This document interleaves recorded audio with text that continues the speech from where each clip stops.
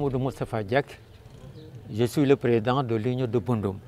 Le casier de l'Union de Bundum fait plus de 3340 hectares, avec plus de 20 000 populations qui tournent autour. Cette année, nous avons connu des difficultés énormes, commençant par une baisse de rendement drastique qui tourne autour de 69,32%. Ce qui fait que le taux de rendement tourne autour de 30%, parfois même un peu moins de 30%. Alors, quelles en sont les raisons? Les raisons sont les suivantes. D'abord, démarrage tardif de la campagne. Il faut y ajouter le changement climatique. Les pluies sont tombées de façon précoce cette année. Ce qui fait qu'il y a eu des inondations. Des parcelles ont été drainées, il y a eu des eaux de pluie, donc les parcelles ont été remplies d'eau, ce qui fait qu'on ne pouvait plus les récolter. Les machines ne pouvaient plus y entrer, les hommes non plus. Donc il y a ces phénomènes d'inondation, il y a la pression aviaire, il y a la vétusté avancée des aménagements. Il y a des pompes qui datent de 1974, et de 1991.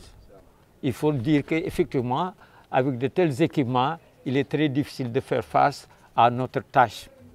Il y a également l'insuffisance des machines, les moissonneuses-batteuses. Il faut remercier l'État parce que c'est vrai, la SAED a eu à négocier avec nos amis de la Mauritanie, mais les machines sont venues, une fois venues sur le territoire du Sénégal, ont été laissées pratiquement à elles-mêmes.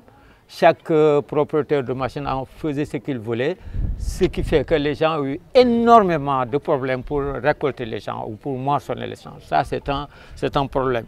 Il y a également l'infection des parcelles. Il y a de plus en plus de mauvaises herbes qui font que les gens ont du mal à entretenir de façon propre justement ces parcelles-là. Donc autant de facteurs négatifs qui font qu'aujourd'hui, les paysans éprouvent énormément de difficultés. Je ne parle même plus de rembourser, mais il y a un problème de sécurité alimentaire qui se pose. Les gens n'ont plus de quoi manger. Alors, qu'est-ce qu'il faut faire? Certainement, il faut renverser la tendance. Pour renverser la tendance, il faut naturellement respecter le calendrier culturel. Il faut des semences de qualité. Et là, nous interpellons la DER. Il faut également, comme je l'ai dit, des machines à suffisance, mais également des produits qui puissent nous permettre de lutter contre les mauvaises herbes.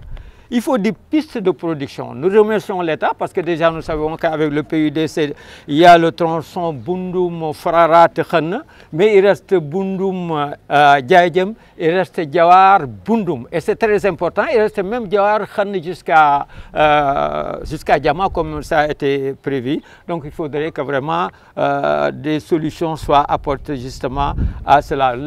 L'agriculture, la riziculture nous permet aux jeunes du Waalo de ne pas aller vers ce voyage de non-retour Barza-Barsak. Mais maintenant, ce que l'on voit, de plus en plus, les jeunes ont tendance à sortir parce que rien ne les retient ici maintenant sur le territoire.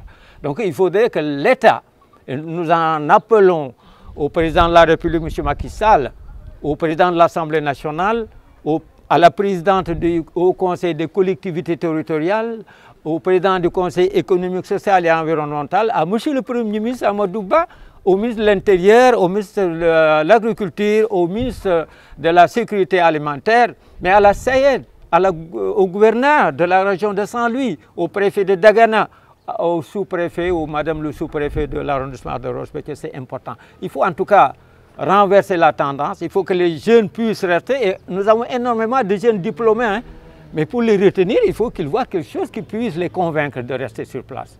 Donc il faut faire de sorte que ces jeunes-là, ces femmes-là puissent trouver de quoi s'occuper dans cette zone-là pour ne pas partir. La riziculture ne nourrit plus son homme. La riziculture ne nourrit plus son homme. Est-ce qu'il faut continuer comme ça? Mais non, il faut apporter des solutions. Et nous demandons à l'État d'apporter des solutions. Nous avons ce problème d'aménagement, de vétusté des aménagements. Chaque fois que nous en parlons, on rétorque comme quoi vous êtes des périmètres autogérés. Et maintenant, nous savons que en 1990-91, quand l'État voulait faire la réhabilitation, l'État a dû faire appel à des partenaires, notamment la KfW, l'AFD. Mais si l'État ne peut pas faire ça, je ne vois pas comment l'Union de Bundung pourrait faire cela. Donc il faudrait que l'Union de Bundung soit appuyée par les autorités compétentes pour qu'effectivement on puisse renverser cette tendance-là. Les gens ont énormément de difficultés. Nous sommes tous des fils du Sénégal. Et j'ai été un peu surpris l'autre jour d'entendre citer 4 départements qui vont bénéficier de l'aide alimentaire.